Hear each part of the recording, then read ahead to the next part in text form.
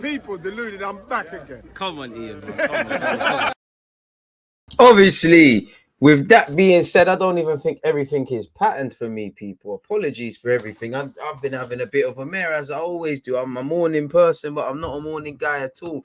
Obviously, on that note, people, let's waffle in. People, deluded, I'm back again. Thank you very much for tuning back in each and every time. Obviously, good morning, good afternoon, good evening, and in some cases, good night. I hope everyone's blessed. I hope everyone's well and safe. With it being the midway point of the week, this time next week, the guy's 27. It's my birthday. Make sure you're getting them presents in quick and faster and quick. But I hope everyone's having a good week in terms of their goals, hopes, dreams, ambitions, aspirations, all of those good things, people. I hope everyone's physically doing well.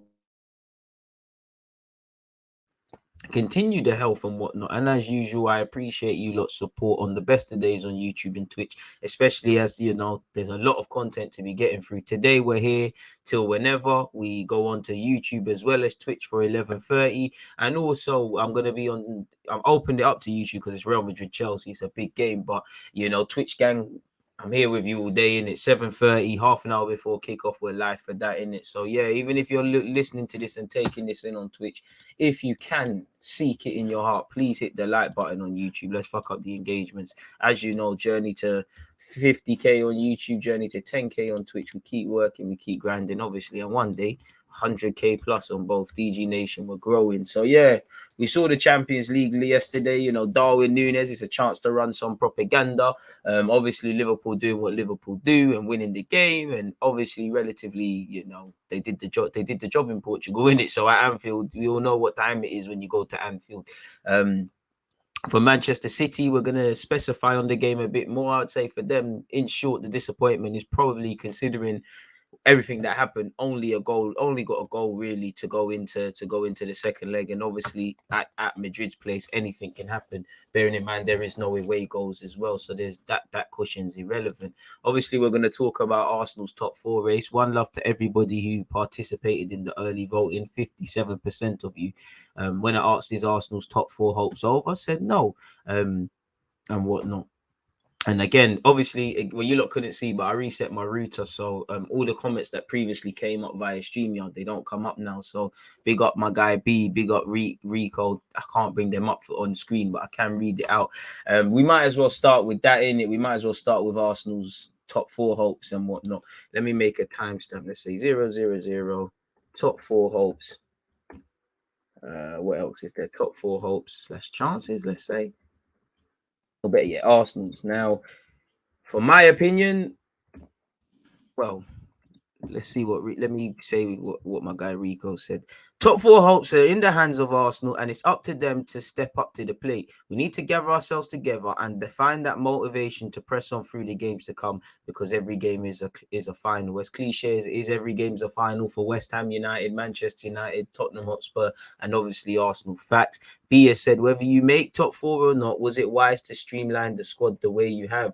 Yes and no. In the grand scheme of things, I would describe it as why I would say yes. It's short-term pain for long-term gain. We got rid of players that didn't want to be here at face value. For whatever reason, Ainsley didn't want to be here. For whatever reason, it's not that Aubameyang didn't want to be here. He wanted to go to Barca and things weren't happening. And obviously, in the grand scheme of things, we've saved some wages and all of that. But on the flip side, I don't think it was wise, because, as you know, we're gambling, essentially. We're gambling, and for a long time, it's paid off. As I always say, whether you think the players or the squad are good enough or any of that stuff, one thing I'll give the players is, fair enough, you held your L at the start of the season, you clawed back your season. this is the same bunch of players that got themselves in a position for top 4 to even be a talking point for Arsenal. So I'll give them that luck. They deserve the right to try and see it through to the end. As you know, we're playing a dangerous game in that was relying on everyone to stay fit, no one to get suspended, everybody's form to maintain. Every variable just kind of had to work. And as you know, in football, as we've seen this season with different players at Arsenal and elsewhere, form going up and down. Other people are the heroes and the villains. You know, Partey's now a hero. A couple months ago, what was said, Odegaard the same.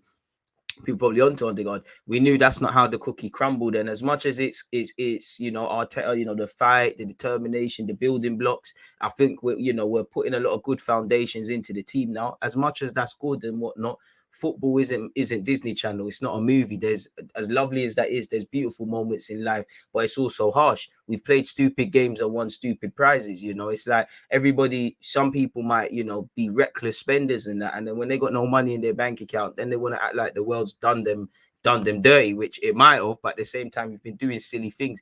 You know, I look at our squad, as you know, we're down to our bare bones.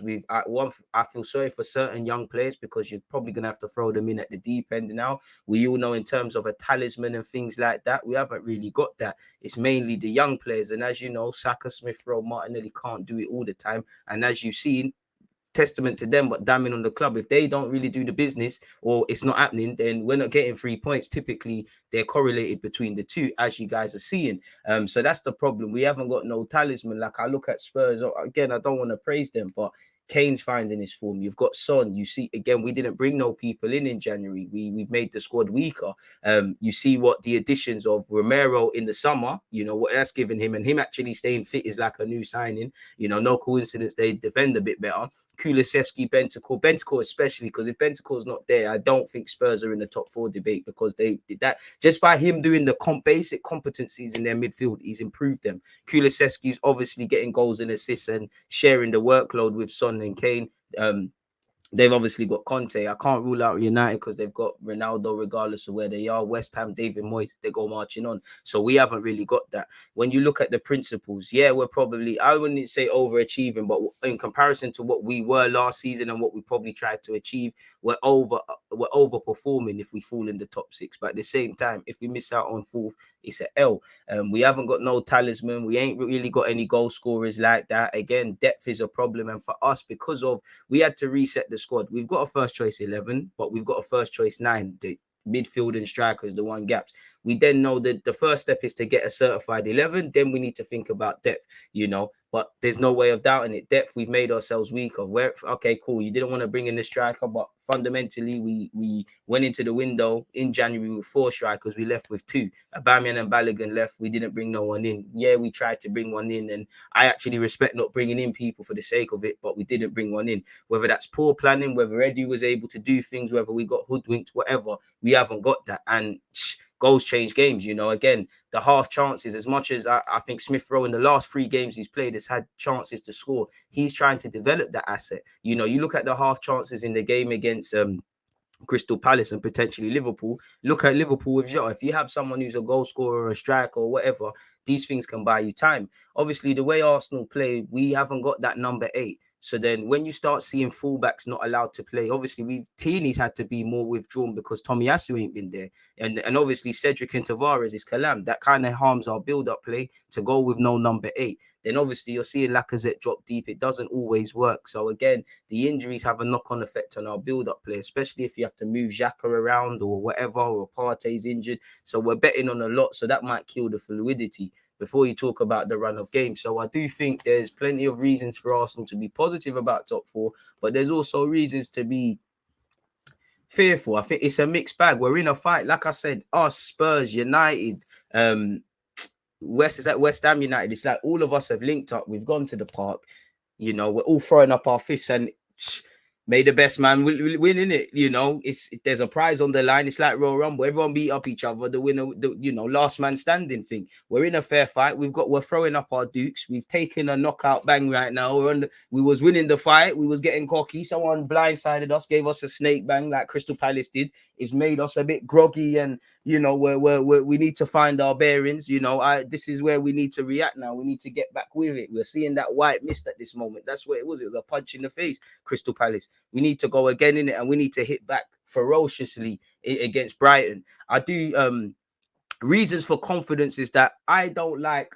I've been very pessimistic on Arsenal's top four hopes, anyways, in the sense of I think we're betting on a lot for the reasons I've said. And as much as I admire the young players, and I feel actually the young players not kind of being in this situation has given them more strength, it does harm us because they've never been there before. And you are kind of expecting Arsenal to crumble, but because of what we're doing and what I'm seeing, I'm buying into it a bit more. But as I said, I'm very more pessimistic. One thing I don't like, though, is that Arsenal fans lack a lot of consistency, or small sections, the hot take kids, as I call them. You know, I look at someone like Tavares. I might not think Tavares is the answer and all of these sort of things, but certain fans were saying, yo, he's better than Tierney. He needs to start week in, week out. He's the guy. So why are you shook now that he has to start? I don't understand it, sort of thing. You know, Arsenal were a shoo-in to get fourth, according to some. You know, you've seen Spurs before we played Palace. Spurs move up. People got jittery. Yes, we got smacked up, manhandled by Palace, and we deserve all the critics. But it's almost like it's all irrelevant. As you know, as an Arsenal fan, our club is never more than one game away from a crisis. I do think when we've gone on the winning run, when we've been winning games, a lot of what you saw against Palace, it's been there. It's been evident in our game. Lack of game management, smelling danger. When the time's on, you know, managing yourself. We've reacted 9 times out of 10. We did it on Monday. And I think, well, you know, you look at our 3 recent losses, you know, the Palace, losing's losing. I'm not happy to lose to City or Liverpool, because against Liverpool, I think it was better, but we didn't take our half chances. As you know, them things there change games. Against City, as much as it was, you know, it was a good performance and stuff, you didn't win. You know, you didn't win. There's no romance around that. We did not win. And at the same time, we can talk about the ref doing us dirty, but it was an unneeded penalty to make. And we've been over it. You can go and look at my tactical reviews on the game on YouTube. That was a silly foul to make. And 10 men or not, last minute of the game, we've allowed Kevin De Bruyne to get his head up and pick out a pass, and we're nowhere near it. They wanted to score more than we wanted to defend. That's cool. All right. So there's things we can learn. But losing to City and Liverpool, all right, calm. Palace is the only one I'm sitting there and I'm looking at and saying, yo, boy, what's going on? Because obviously, pardon me, to improve next season, we need to look at every game we've dropped points from. But for me personally, the most disappointing games this season, whether we get top 4 or not, the games that I really want my boys to learn from, the game that's just gone against Crystal Palace for obvious reasons. And I think there were similarities in that game with actually how we played against Brighton away from home, because we didn't turn up in either game. We was lucky to get a point at Brighton. So I would, as I said, Brighton away, Crystal Palace away, Everton and Manchester United away from home. So that's 4 away games already, even though our away form's improved. I say Everton and United. Everton was shit at the time. But they are now. Forgive me for the language, but they were shit. We should have taken 3 points.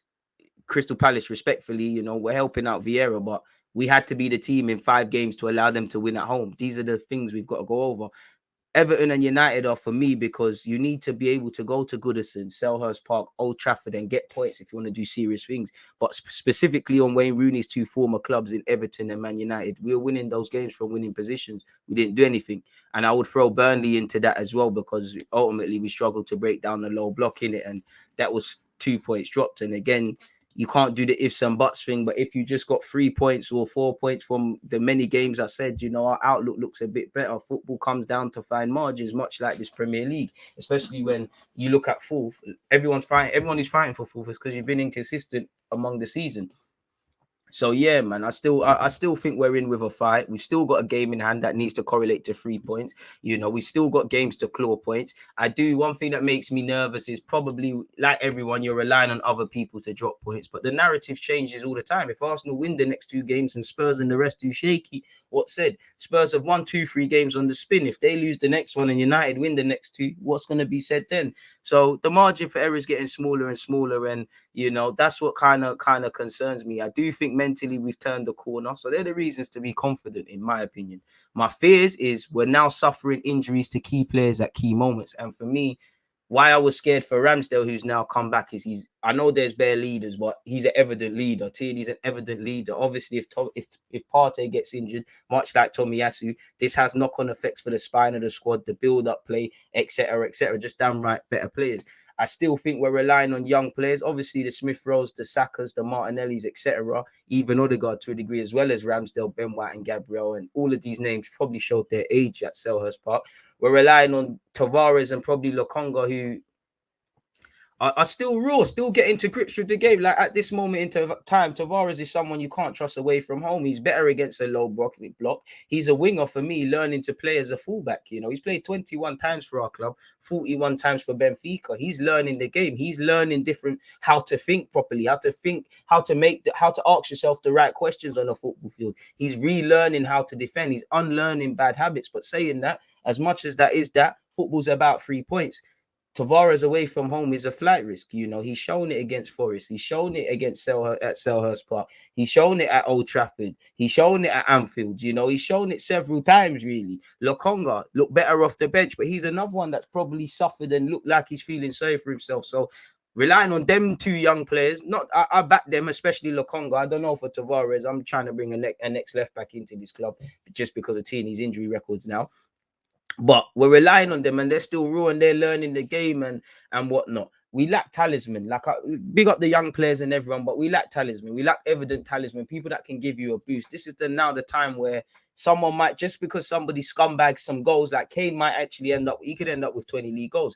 His goals obviously correlate to winning 9 times out of 10. His goals could make the difference, really, like what Giroud did for Chelsea a couple of years ago. You know, I do think, you know, this is what kind of concerns me, if you don't know what I'm saying. We have to win every home game, in my opinion, to have half a chance, including the United one. And you have to take something off Spurs. Hopefully it can be wrapped up by them. We're still relying on others to drop points. I still think there's self-inflicting issues, which, again, at the end of the season, I'll more focus on it. But like somebody said, we made our squad weaker, and evidently this could be the turning point. You know, it doesn't matter how good we've been from January up until this point. If this is now the point where we start messing about and dropping points, nobody cares. This will be the period. We didn't replace Aubameyang, simple as that. We didn't replace the goals or the body in the box or the body. We're relying on 2 men with 4 goals between them. And you look at Lacazette, does that look like someone that's going to score goals properly anytime soon? And probably not looking like the new deal is something needed. Ainsley Maitland-Niles wanted to keep it moving and things like that. But I'm not going to lie to you, look. Other clubs held on to their squad players. Look, Arthur Melo, it looked like you was going. Allegri said, fuck that, you're not going nowhere. And a couple of other clubs did a couple of things over here. You know, Ainsley probably would have been my pick to jump at left back right now if there's problems. Obviously. So it's not necessarily the names, it's the replacements, because we weakened ourselves in January. Like I said, as much as I understand Aubameyang needing to go and I'm for it and whatnot, we can't bring save wages off the bench when we're trying to score. So again, we tried to get Vlahovic, we tried to do this, we tried to do that. That's great, but if you try to pass a driving test and you can't become a driver. So that might stop you becoming a bus driver or whatever you need a license for. So again, you get it. There's some at some point there's no romance. We're getting injuries at the worst of time, and you know, when I read between the lines and I start looking at certain bits and bobs of the news, you start hearing, obviously players play with injuries, but you're hearing Ramsdale's played with an injury. Tomiyasu was playing on the injury. Tierney and Partey were playing on injuries. And then you look at the international break, it's fucked us up. You know, Martinelli probably couldn't start because of the travelling and all those sort of things. Partey, again, fatigue as well. Tierney carrying stuff and obviously got hurt playing for Scotland. I don't know if it's just me, but anytime there's international breaks, it's like Odegaard comes back and he's lacking a bit of rhythm. You know, Saka went and got COVID there. Obviously, Smith Rowe could have used the England camp to get a bit fitter, but I don't think that's helped us at all. So they're my reasons to be concerned. Honestly, I don't believe in Arsenal's top 4 shouts, people, but it's not for me to believe. You know, I believe we have a chance. I just don't think we're going to get it. I'm allowed to think that, you know, it's not for me. The boy, you know, I didn't think Arsenal would get into this conversation. If Arteta already listened to me or people with similar thoughts like me, for whatever, they wouldn't be in this top 4 race. So for the boys, just listen to yourselves. You're never as good as you think you are or as bad as you think you are when you lose. Just get back on track. Just beat Brighton, because nobody cares that you're fighting for top 4. You lost to Palace. No one's going to give you 3 points. So yeah, man, it's looking at that, and then it kind of tying into the January thing. It makes you wonder: has Arteta and Edu's gamble ultimately backfired? Because I look at fullbacks; they're central to our build-up play. As I said, the way Tierney's had to change the way he plays with Tomiyasu's absence. has a knock-on effect. You know, the way Tavares and Cedric are going to have to play, or how Arteta deploys them, is not going to be, you know, what we want. You know, so for instance, Cedric, who for me don't really have a defensive bone in his body, probably would have to be the more withdrawn one for Tavares. And then who is going to fill in the space for Tavares? Tavares is someone you've probably got to coach through a game. So does that mean Xhaka now has to go back to that more withdrawn midfield role and not necessarily the advanced 8? It's a bit like when, happy to see Ramsdale's fit, but Leno being injured. I mean, Leno coming in for Ramsdale, nothing against Leno, but his distribution isn't the best. And we're already a team that, let's be honest, we don't really create from central areas. We're wide, we come from wide areas to win. So is that knock-on effect? Now, obviously, if the build-up plays altered in any ways, it kind of makes it difficult for you to score goals. So, yeah, man, it makes me feel, does the gamble we played in January, did it backfire? Or was it down to a lack of naivety, really and truly? Probably a bit of both. So it's looking like a madness because, again, if Partey's injured, if Tomiyasu's injured, Tini's gone for the rest of the season, these are 3 players that are the first names on the team sheet for me. Obviously, even if you move Bukayo Saka to left back as well, what happens there, really? Because I'm not against Saka necessarily moving to left back, people. But then again, Saka, 9 times out of 10 he's scoring goals. So who's going on the right? What does that mean? You know, who has played with Cedric? Who's got that relationship that Cedric and Saka have been building? Do you go with Pepe? Do you move Martinelli out there, keep Smith Rowe and Odegaard in there? Do you drop Lacazette, put Martinelli up there and go with Martinelli and go with Smith Rowe and Pepe? And obviously, knock-on effects. What does that have? You know, Smith Rowe probably has the best of relationships with Tavares out of all the options. Do you keep him there for that reason? Or do you go back to Saka left back with Martinelli, where that was something that served us quite well? So there's many different options. My thing would probably be, my first choice would probably be, I think I wrote it down, you know, I was trying to think about this. Again, like I said, if you move Saka left back, you probably unbalance the team further. You know, Tavares very raw with it, but it's time to learn. If Xhaka moves to left back, you obviously lose what we have in midfield. That Sosa brother that we bought from West Bromwich Albion, I'm not gonna cap. I like him at 23's level, but you know, that's someone that is probably not ready. It's not gonna happen at this moment in time, is it? So for me, my first choice is probably Saka, and that probably means moving to a back 4-3, which probably affects stuff. It's probably Saka. I know what I just said about scoring goals, but if you can't score, which we don't really do despite the statistics, don't concede. You know, the first thing is to have a stable defense, and I do think Saka is a bit booky defensively, but he understands the role. So Saka would probably be the first choice for me, especially if Cedric is playing. If Tomiyasu is now fit, then my first option is Tomiyasu. You come back to right back, obviously. Cedric, go over there. As much as I want my young players to get chances and things like that, I can't lie. It's an experienced player thing at this moment, you know. It's even like for me, 9 times out of 10, with what's going on in midfield, if Partey's not fit, I'm dashing Lokonga in there. But if we're trying to get top 4, I don't know what Lokonga's on. He might give me 10 out of 10 1 week, 7 the next week, and whatever. I'm not saying El Nene doesn't have poor games, but in the next 9 games left, he might give me all 5s out of 10s. Now, they're not amazing, but there's a consistency with that. Just like Tavares, in the grand scheme of things, you need to learn. And as much as people are onto him, he's had good games. You know, there's a bit of ring rust probably, but he's had good games. But at the same time, I can't trust you. Cedric, you might be a bit meaty, but I know that might be a 5 out of 10 there. So I don't know. My first options would probably be Saka or Cedric. Go over there and do that, really. I would like to see us retain faith in Tavares. I'm not shook for him to play against Brighton because we're at home. Brighton are not necessarily, they probably will score now, but not the most threatening of teams like that. You know, I do think that's a game for him, but at the same time, they've got some experienced players and whatnot. And this is the time of the season where we just need results. We got to keep it honest. We just need results, in it. So I don't know, man. You know, obviously, if Arsenal finish in the top 6 and not the top 4, we can save face. And again, I don't want to say overachieve because you ain't overachieved, finish 6th or 4th, you don't get points. But we've overperformed. It gives us a platform for these young players. They would have learned a lot, but ultimately fell short.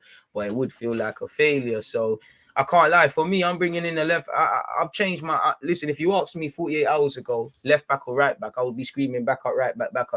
And I somewhat believe that.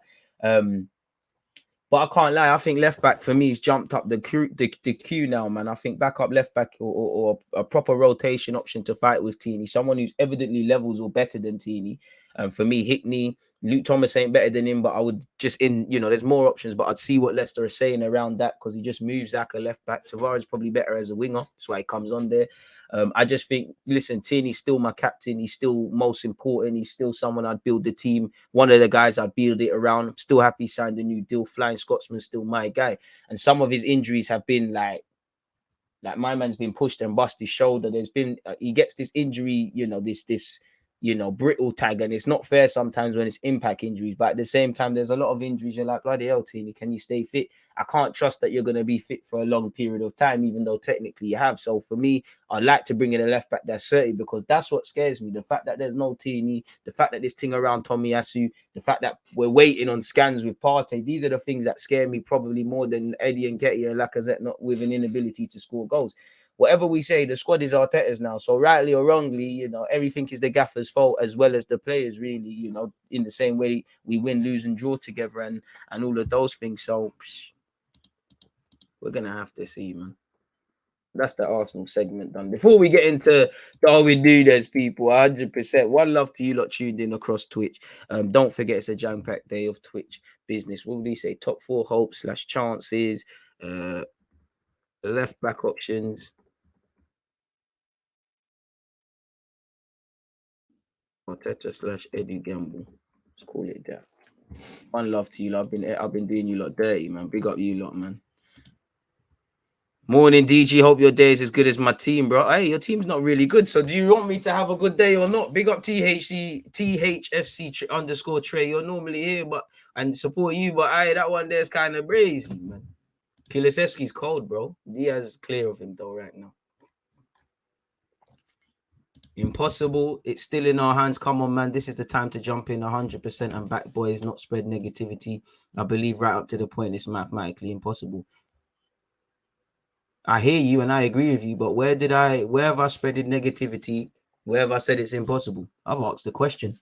And if you respectfully, if you listen to that damn word I just said, I've actually talked up our chances while acknowledging the reality. What I'm not going to do is wallow in misery. Misery loves company, you're right. And you can see everybody losing their shits on social media. But what I'm not going to do is take a puff on the toxic positivity hippie crap and bury my head in the sand. It's like if you got a bag of bills, if the rent man is due, if the eviction notice and you're telling yourself it's going to be all right and you're listening to Bob Marley, man need to face the realities. The beautiful thing about life is that it's ugly as fuck. There's plenty of reasons every day to sit up and stay in your bed. There's war going on.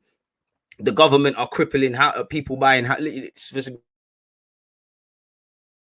buy a house. There's wars going on. Living costs are outstripping wages. There's plenty of reasons in general to not want to get up. But despite that, the beautiful thing about life is that you can live life on your terms. You can achieve your goals. You can define this logic, much like top 4. So if that makes me negative, then I'm going to have to be negative or whatever you're going to define. I don't know about no one else, but I'm not just going to waffle for no reason. I can only say what I feel and feel what I say. If I'm lying, I'm frying. If I'm not telling people what to think, just to think. And last time I checked, this is my platform, this is my 2 cents. So I'm gonna tell me nothing, but you know how the thing set, man. 3 at the back could be an option, but again, you kill some for fluidity. Listen, these fans don't really be key. Listen, these fans don't really be key.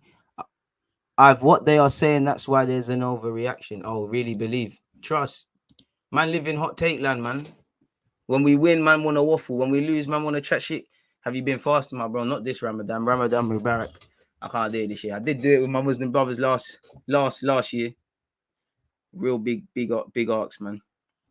Just look at that bench from the Palace game. We need a plan B. We can't always impose our style of play on teams. Xhaka needed to sit in the Palace game and allow Tavares to go. Got to play to our strengths. That too, but also protect him.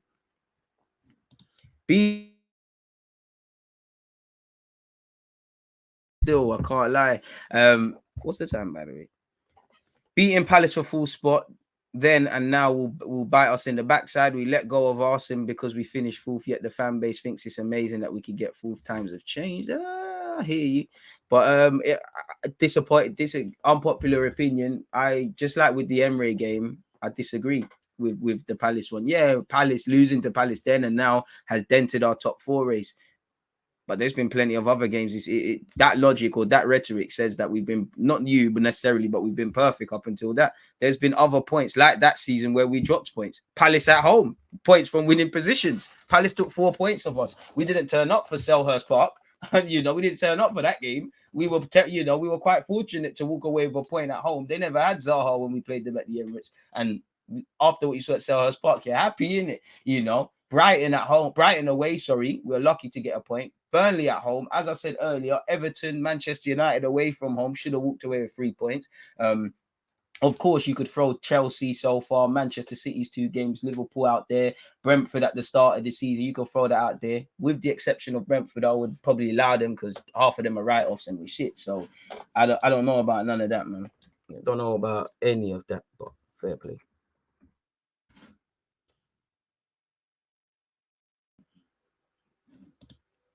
Your fan base are so extreme, DG. I mean, there's a lot of fans of all clubs. Your club as well, but you're right, man. Arsenal fans, bro, they live in hot take land sometimes. It's either we're coming for third and another day we are finishing 8th. You guys have been consistent for most of the season, and you guys just have to hope these injuries don't disrupt your system. This is the time where Arteta should earn his money. Amen. I've been saying this for a while, but in terms of creating an 8, I would go for Rafa Silva and train him as a midfielder. Looks similar to David Silva and Bernardo Silva. I hear that, but could we get a solid number 8 first and then look to mold one? I wouldn't be against that. I see someone comment from Australia, man. I appreciate that. The comment's gone. I don't know why, but hey, there you are. Filthy. I appreciate that. Good day, mate. Love your content and knowledge of our club. Much love from Australia. Don't know why it's not letting me bring that up on StreamYard, but one love, my guy. Big up the Aussies out there. Good day, mate. Social media derby, the only thing I have left to look forward to, DG. Hey, don't say that, man. But yeah, that's my 2 pence on that one there, innit? If I'm honest with you, man. Like and the same goes for every other club. If we lose out on this race for top 4, then man, I have to sit there and where did it go wrong? What went wrong? Is okay, a part of it is clearly it was different them times, but we were shit at the start of the season. We've dropped dumb points in the games I've just mentioned.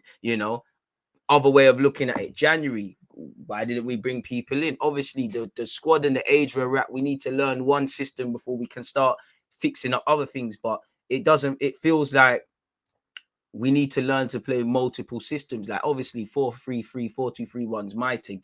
3 at the back on occasion, and you've seen Arteta see out games like that. But if it's not broke, we don't fix it. We'll only really fix things when, like with Lacazette, when he initially came in the team, where you couldn't really keep him out. And we went with 2 up front, and we was trying to play Aubameyang into form, and other people might get dropped. Like Aubameyang got dropped. So with that, now we found balance with other things we're doing. It feels like not that we stumble across something, but it's like we find something that works, and that's us. And kind of until we need to do something else, really and truly, if I'm completely honest. So I would say that really, if I'm honest, 44-20. That would be one love to you lot tuned in, people. And obviously, as we start to move towards the Champions League, Darwin Nunez, man, we got to speak about Darwin Nunez. Obviously, he capitalized on a mistake from Konate. Obviously, pardon me, struggled against 2 physical powerhouses generally in Konate and Van Dijk. No shame in that, you're gonna struggle. Really, struggle's a tough word. I think he gave as good as he gets. He gave as good as he could get. Lautaro Martinez, I think he done better than Lautaro Martinez against them 2, but then Lautaro Martinez also scored a banger. Now, for me, on the best of days, I love Darwin Nunez, but I think he's the perfect one for Arsenal. He's not the only one, if you can bring me him, Osimhen, Lautaro Martinez, these sort of guys, as well as a backup striker. If you can get Dominic Calvert-Lewin on the discount, or Ivan Toney, or even a Jonathan David, that would be perfect. But for me personally, I just think Darwin Nunez has got it. First things first, he's got the dark hearts. Like, I don't advocate it, but in fact, first thing, brother, they both scored in Martinez as well, but specifically Nunez, they've scored against Liverpool. When last did we do that? So he's on the right track in that regards. Second of all, dark hearts. Like, I advocate staying on your feet, and there was an opportunity. If he stayed on his feet, he may have scored, but he's looking for a pen. You know, Lacazette does that, but we need some of that. We're kind of too nice. We need bastardery, shithousery, and he's got that. He's got that. I think for a big man, you know, for someone who's kind of 1 man, 6 foot odd, when he gets in his stride, he can move in it. For a big man, he can move really and truly. So he's got a decent yard of pace on him. Can stay on side a couple of times if it wouldn't kill him, but he makes good runs. He's got pace. He scores in big games. He's got 2 against Barca, I feel, bagged against Munich, bagged against Liverpool, bagged against Ajax that took them through to the next round. So he scores when it matters, really. You know, he's into double figures. He's got quite a great goal scoring record, 22 years of age. So there's a lot of weaknesses and a lot of raw components to his game and a lot of improvements, but there's resale value potentially there. Needs to do it, man. You know, needs to do it, man. You know, we need that. Like, there's no other way around that. We need that. He scores different sorts of goals, can score with his head, can capitalize on tap-ins.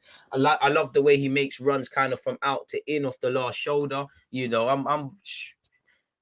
Darwin Nunez watch didn't disappoint, innit? You need him at the carpet. Simple as that, really. You know, capitalize on a mistake, and Kanate kind of let himself down, but we move, innit? It is what it is in that regard. What's going on here?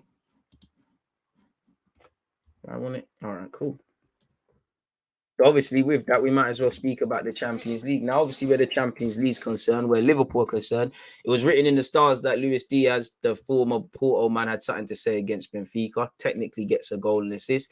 I'm sure he set up Mane. Mane bagged. Kanate bagged. You know, it's 3-1 Liverpool. Kanate, who scored? Kanate, Mane. Someone else bagged for Liverpool. I can't even remember now. When it 3-1. Sorry, people, let me actually confirm. Because I watched the game again on the replay. Yeah, 3-1. Sorry, Diaz. Yeah, that's it. Yeah, Diaz. I just said he had a golden assist. It was written in the stars Diaz scored. Diaz, Mane, Kanate, all bagged in it. Kanate probably let himself down for the goal that Benfica conceded, but he bagged in it and near enough perfect for Liverpool. And they take a healthy 3-1 lead back to Anfield. Bearing in mind, the only thing you'd say is there's no away goals or the tie would be shut. You never know what could happen, but Liverpool have done their job, and it's a big week for Liverpool. As you know, on the weekend, it's Manchester City, Liverpool. I know Klopp's been playing it down as whether they win or lose, it will impact who the title goes to, but it won't be made of that, but we know it will be. So yeah, man, Trent Alexander-Arnold, I can't lie, man. I'm tired of talking about Trent Alexander-Arnold's passing, innit? Because it's like watching Messi do a madness now. It don't really, you just come to expect it. But Trent Alexander-Arnold, some lovely passes in that game, if I'm completely honest with you. Liverpool dealt with business. Where the game that we watched on a watch-along, Manchester City against Atletico, bloody hell, Atletico literally didn't have a shot on target. Apart from some Antoine Griezmann counter-attack, they didn't offer nothing. They came to part the Barca, and they firmly did that. And to be fair, Manchester City only won 1-0. They take that back to Madrid, and you never know what could happen. For City, bag of possession, bag of, chance creation and things. But I would say for City, it's the lack of quality efforts. Like, they didn't really test Oblak. The first bit of quality, folding off the bench to set up Kevin De Bruyne, was that really? Other than that, they didn't really ask any questions. They didn't put the game to bed. This tie could have been put to bed. Atletico defended well, but they were there for the taking. There were obviously aspects in the game where they started to venture a bit further forward and whatnot, and I think we all love the dark hearts and the handbags at the end with Grealish. Everybody's touching his hair, or I call him Gucci. Now I don't call him Grealish, that's Gucci. Gucci was getting into handbags, Savic, etc. were trying to rattle him, even Pep doing his thing. Pep was moving bossy in the press conference. He was talking his ish. I can't remember his exact comments, but he was like, the manager made great decisions today. He was on crud. So, yeah, man, football won, innit? But, yeah, to be fair with you, a 1-0 defeat to City, if I'm Atletico or Simeone, whatever game plan you planned, did you really expect 180 minutes Manchester City would not score? I don't know. You'd have to ask them. But, yeah, man, it is what it is. Come on, let's go. The Aussies tuning in from Melbourne, my boy. Had a nice steak to break my fast. Big up all the Muslims. Like I said, Ramadan Mubarak. Shout out to you. Fucking hell, steak. Do you know what it is? When you said steak, I just remember the time you, man, are way ahead. Way ahead. It's 10 to 11. Brother. Crazy. Yeah, Diaz. Athletic were under siege. Man said they're playing a rumble. They never came to play ball, man. They were on some next thing, man. It's quite boring to watch Atletico, but You could say it's a beauty if you like that sort of football. We've created our own Arsenal tax the way we have conducted ourselves. Forget English tax. If a player is worth 40 mil, Chelsea pays 40. They could knock a few more off as well. We walk in and ask for 15 mil in installments. We possibly never get out of this whole crazy, man.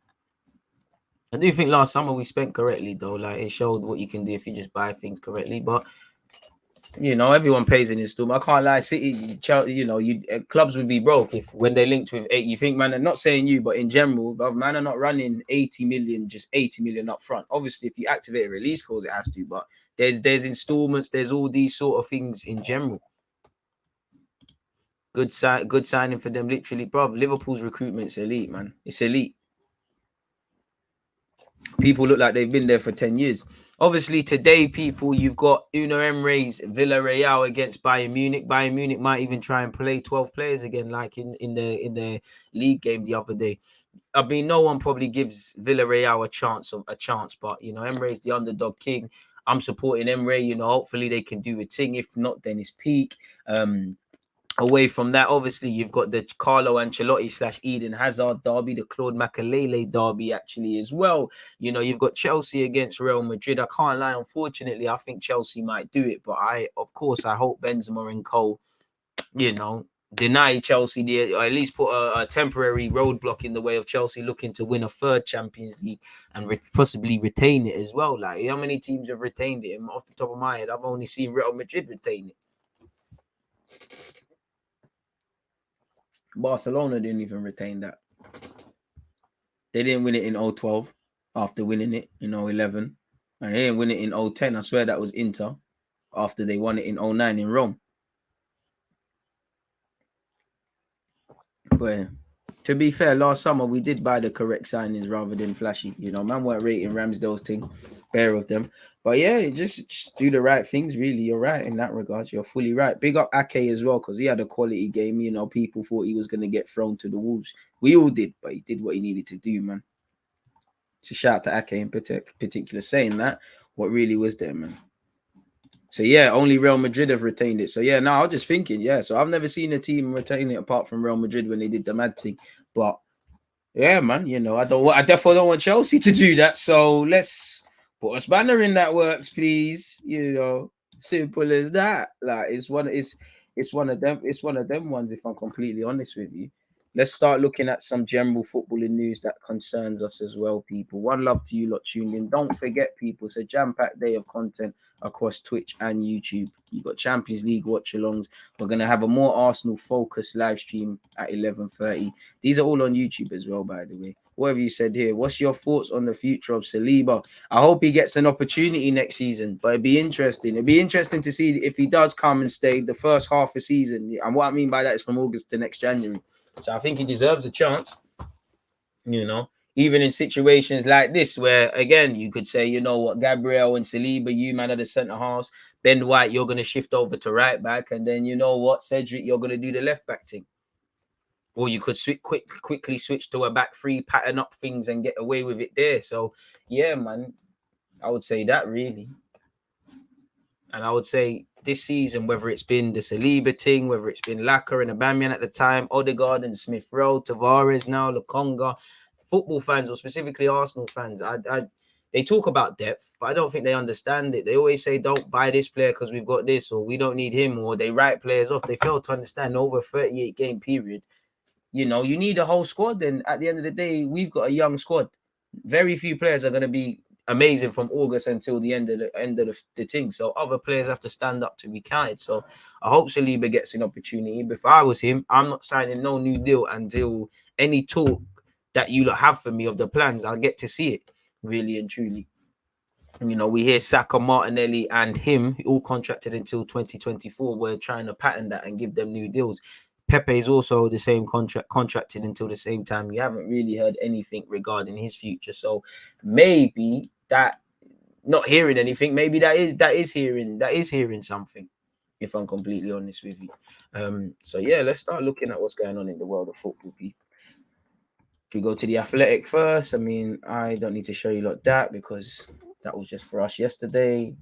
Spoke about that yesterday.